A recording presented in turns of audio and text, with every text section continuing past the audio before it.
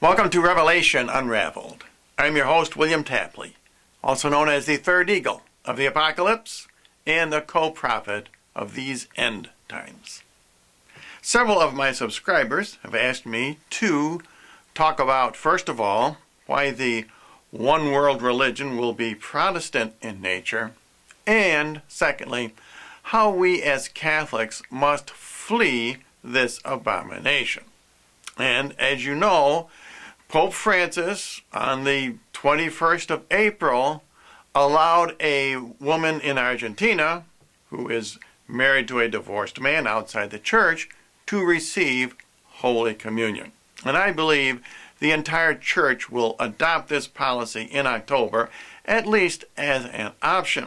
And of course, this will make the Catholic Church Protestant. And that is why I say the one world religion will not be Catholic. In other words, if Pope Francis had been the Pope when Henry VIII wanted to marry 6 different women, he would have still been allowed to receive communion.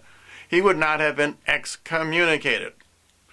And that means that all you people who are currently living in English-speaking countries such as England, Wales, Scotland, even the United States, Canada, Australia, New Zealand, you would all be living in Catholic countries. You are living in Protestant countries because Henry VIII wanted to have 6 wives. And Jesus prophesied all of this would occur. He said, when you see the abomination of desolation, spoken of by Daniel the prophet, then you must flee. Matthew 24:18, and he that is in the field. Now this field symbolizes the Catholic Church. Let him not go back to take his coat. Now the opposite of a fertile green field would be a desert. And in the book of Revelation, John says, this is what the woman must flee to. Revelation 12:14, and there were given to the woman, this is the remnant church, 2 wings of a great eagle, that she might fly into the desert. This is the opposite of a green, fertile field, unto her place where she is nourished, for a time, times and half a time, that would be 42 months, from the face of the serpent. And the serpent, of course, is Satan.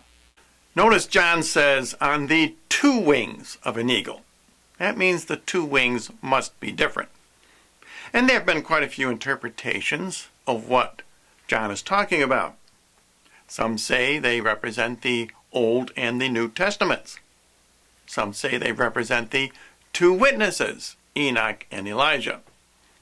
However, I believe a much better interpretation is that the 2 wings of the eagle, which carry the remnant Catholics to their safety, represent Mary's rosary and scapular. These are the same as the 2 weapons which David used to defeat Goliath, which are symbolized by the shepherd's sling, that would be Mary's scapular, and the 5 smooth pebbles, which represent Mary's rosary. Now, we as Catholics should not be surprised at our fate in these end times, because Jesus prophesied that his temple would be destroyed. John 2:19, Jesus answered and said to them, destroy this temple, and in 3 days I will raise it up. Here Jesus is not just prophesying about his crucifixion and resurrection.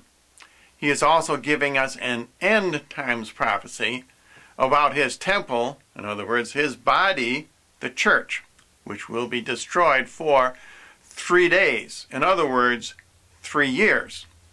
Now that's not quite the same as 42 months. But Jesus could possibly be figuring from this October when the entire church will undoubtedly adopt Pope Francis's idea of giving communion to divorced and remarried Catholics, at least as an option.